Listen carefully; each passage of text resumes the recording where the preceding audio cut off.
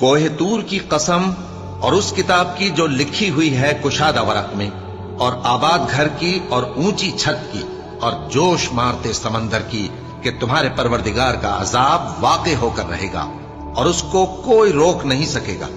جس دن آسمان لرزنے لگے کپ کپا کر اور پہاڑ سچ مچ اڑنے لگیں تو اس دن جھٹلانے والوں کے لیے خرابی ہوگی، جو بیکار باتوں میں پڑے کھیل رہے ہیں۔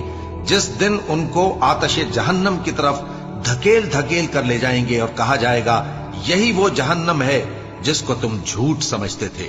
تو کیا یہ جادو ہے یا تم کو نظر ہی نہیں آتا؟ اس میں داخل ہو جاؤ اور صبر کرو یا نہ کرو تمہارے لیے یکساں ہے۔ جو کام تم کیا کرتے تھے یہ انہی کا تم کو بدلہ مل رہا ہے۔ جو پرہیزگار ہیں وہ باغوں اور نعمتوں میں ہوں گے، جو کچھ ان کے پروردگار نے ان کو بخشا اس کی وجہ سے وہ خوشحال ہوں گے، اور ان کے پروردگار نے ان کو دوزخ کے عذاب سے بچا لیا۔ کہا جائے گا کہ اپنے اعمال کے صلے میں مزے سے کھاؤ اور پیو، تختوں پر جو برابر برابر بچھے ہوئے ہیں تکیے لگائے ہوئے ہوں گے، اور بڑی بڑی آنکھوں والی حوروں کو ہم ان کی بیویاں بنا دیں گے۔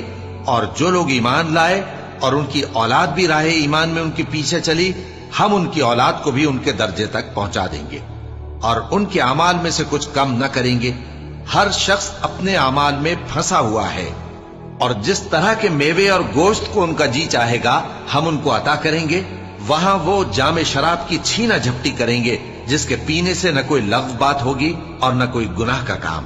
اور نوجوان خدمتگار جو ایسے ہوں گے جیسے چھپائے ہوئے موتی جو ان کے آس پاس پھریں گے، اور ایک دوسرے کی طرف رخ کر کے آپس میں گفتگو کریں گے، کہیں گے کہ اس سے پہلے ہم اپنے گھر میں اللہ سے ڈرتے رہتے تھے تو اللہ نے ہم پر احسان فرمایا اور دوزخ کی گرم ہوا کے عذاب سے ہمیں بچا لیا۔ اس سے پہلے ہم اسے پکارا کرتے تھے، بے شک وہ احسان کرنے والا ہے، مہربان ہے۔